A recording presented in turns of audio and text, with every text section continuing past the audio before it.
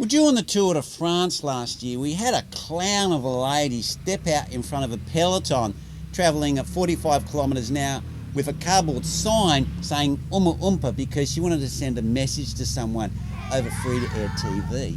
Well, anyway, the consequences of doing such an act took out considerable number of riders, destroyed tens of thousands of dollars worth of bicycle equipment, and also the larger cost would have been the medical bills associated with getting those riders back in a condition to ride for part of or the rest of the Tour de France or into upcoming events throughout the cycling season. So let's roll an intro and let's have a bit of a discussion about the fine that's been now issued in Brest.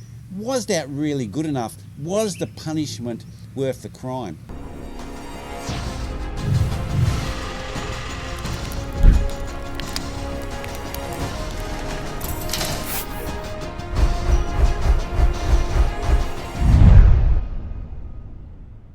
Well, Lantern Rouge just did a video on his Lantern Rouge Clips channels and he had a pretty vanilla response to it. He seems to believe that the fine, which was 1,700 euros with an extra 500 euros going to damages to the Riders Association and a $1 token apology going to the riders.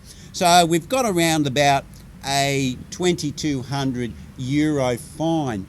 And with the negative media response, Lantern Rouge believed that that was pretty appropriate for the incident that happened.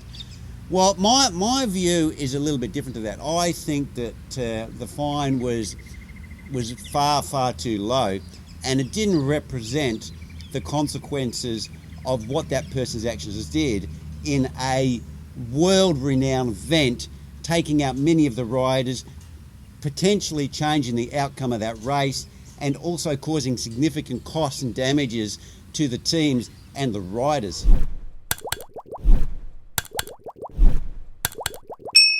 Now, when we look at it, I don't believe that that fine really fit the crime. Now, the reason why I say that is because straight away the damages to the people would have been significantly a factor of 10 higher than what that fine was worth. And I think that the action that that person took was pretty irresponsible. It wasn't like something like she was just walking across the road and was probably just a little bit unaware of what was happening and then the peloton hit her. She actually timed it specifically so she could get her cardboard sign shown on the media because she knew that the cameras would have been on the cyclists as they were coming past, and she stepped out at that point so her sign was seen. So it was quite a premeditated action that she did. It wasn't like, oh yeah, look, I'm a little bit of, space cadet and just walking across the road and whoopsie, oh, a cyclist hit me. She actually knew that at that point in time was when she wanted to hold the sign up so she could get this kind of free advertisement or free message across the media or the internet.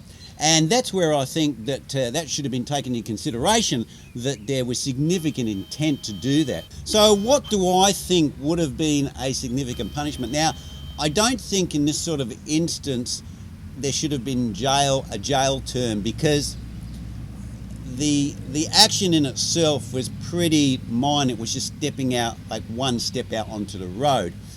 But what I think she needs to know the consequences of and send a message to other people who may do this is that the fines are going to be significant. Now, I would have put the fine somewhere in the tens of thousands, not the hundreds of thousands, but the tens of thousands. I probably would have had it reflect the damages that would have been caused, at least in equipment, to the riders and the teams, somewhere in that sort of realm. So I'd probably have it between $10,000 to $50,000. That's what I would have made the total fines adding up to.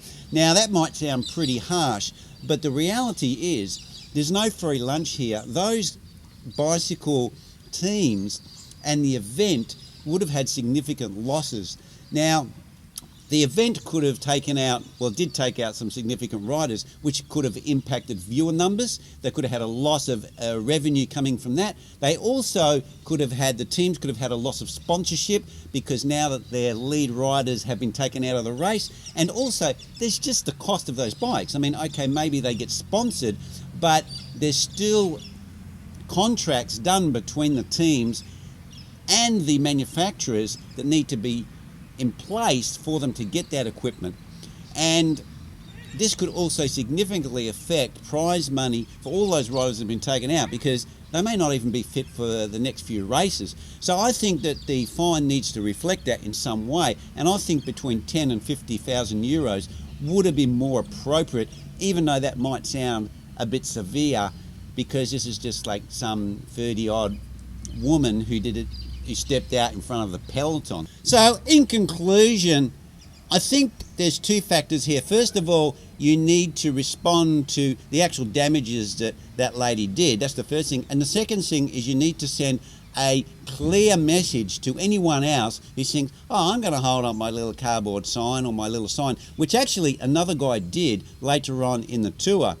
But there was no accident caused. But that person did run out in front of the bikes and hold up a sign. Now, we want to deter this sort of behaviour because it's very dangerous, not just for the person who's stepping out, but also for the riders.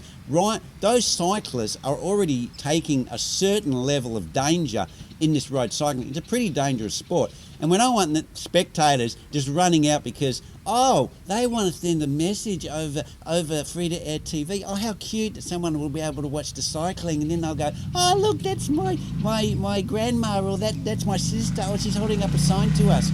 Yeah, well, that's irresponsible, and there needs to be significant fines to basically respond to that and deter people from doing it.